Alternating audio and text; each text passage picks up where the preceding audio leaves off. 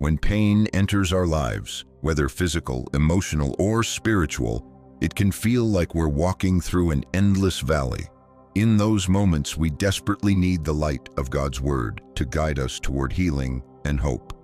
Today, we're exploring powerful healing scriptures, divine promises that have brought comfort and restoration to countless believers throughout history. These aren't just ancient words. They're living medicine for your soul, mind, and body. Whether you're battling illness, nursing a broken heart, or seeking healing from past wounds, God's Word offers a pathway to wholeness.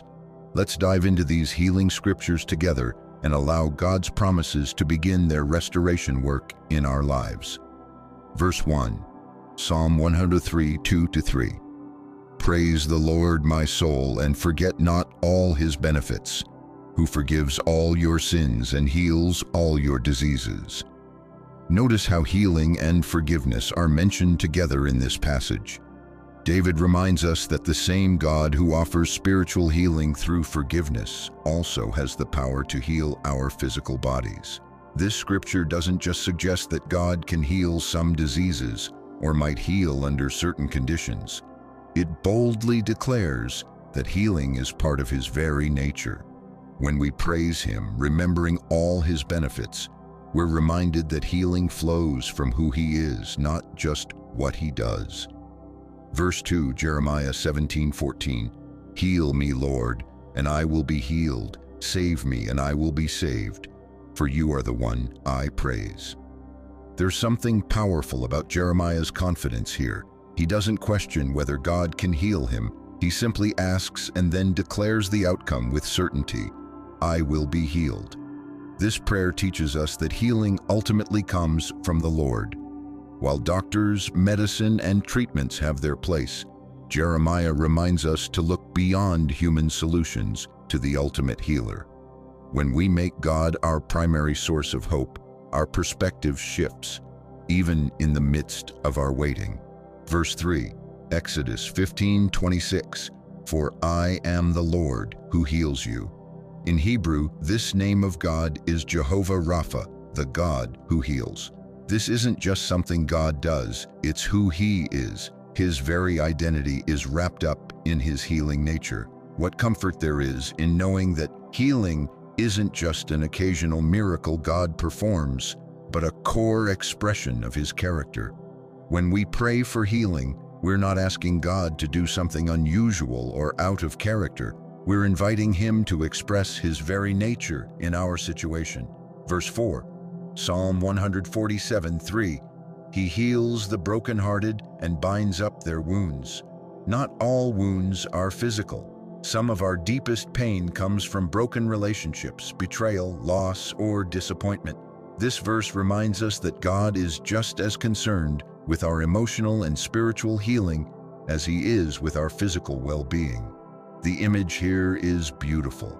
God as the gentle physician who not only heals broken hearts, but carefully binds up wounds to protect them while they heal.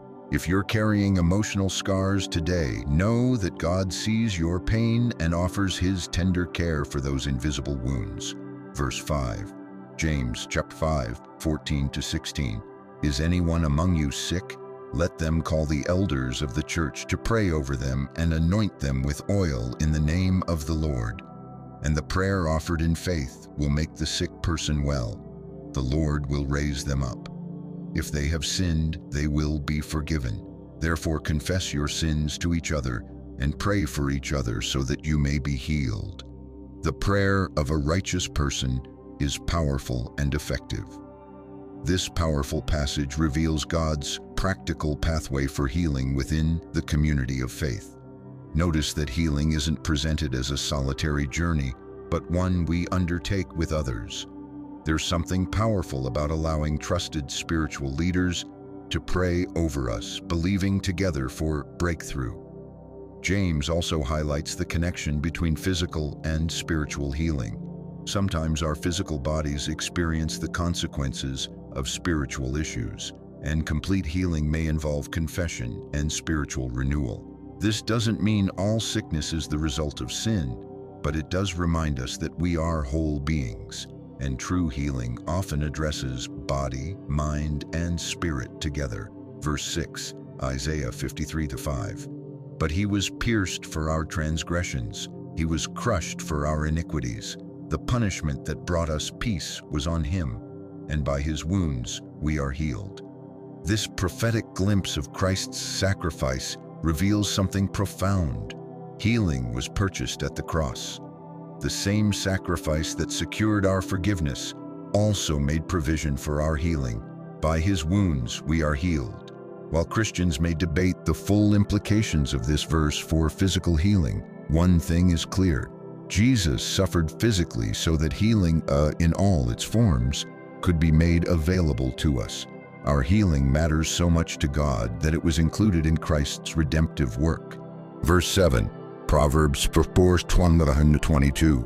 My son, pay attention to what I say. Turn your ear to my words. Do not let them out of your sight. Keep them within your heart, for they are life to those who find them and health to one's whole body. This passage reveals that God's word itself has healing power. The Hebrew word translated as health here is actually medicine, suggesting that Scripture doesn't just point us to healing, it functions as healing medicine itself. Notice that this medicine works for our whole body, not just our spirits. There's something powerful about immersing ourselves in God's promises, letting them sink from our minds into our hearts and even our physical bodies. As you listen to these healing scriptures today, you're taking powerful medicine prescribed by the great physician himself.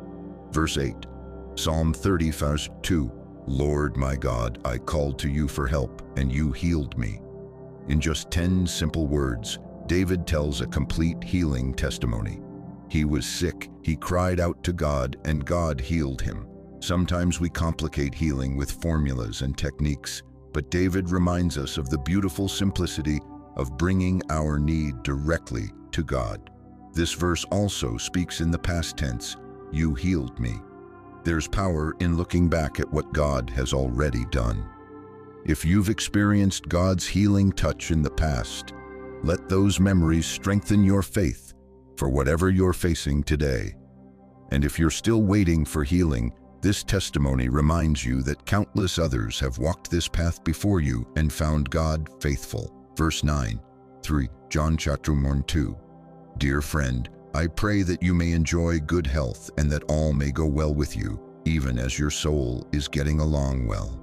This simple prayer reveals God's heart for our complete well-being. John doesn't just pray for spiritual growth while ignoring physical needs.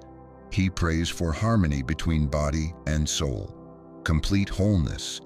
This verse challenges the false idea that God only cares about our spiritual condition and not our physical comfort. The truth is, our loving Father cares about every dimension of our lives. While spiritual health remains foundational, God desires good things for our physical bodies too. Verse 10, Revelation 21:4. He will wipe every tear from their eyes.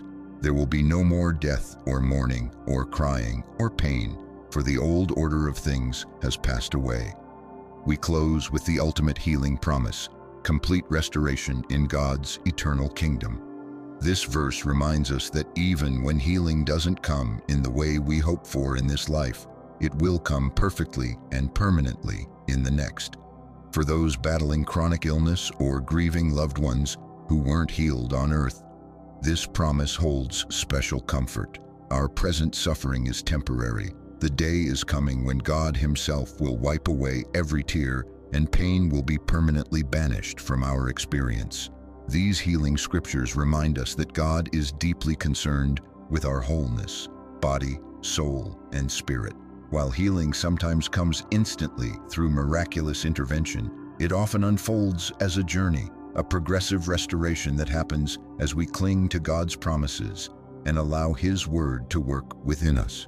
Wherever you are in your healing journey today, I encourage you to write down these verses. Speak them aloud. Meditate on them daily. Let them sink deep into your heart and mind. Remember that healing looks different for each person. For some, it comes through medical treatment guided by God's wisdom. For others, it comes through divine intervention that defies medical explanation. And sometimes the greatest healing happens not when our circumstances change, but when God gives us supernatural peace and strength in the midst of unchanged circumstances.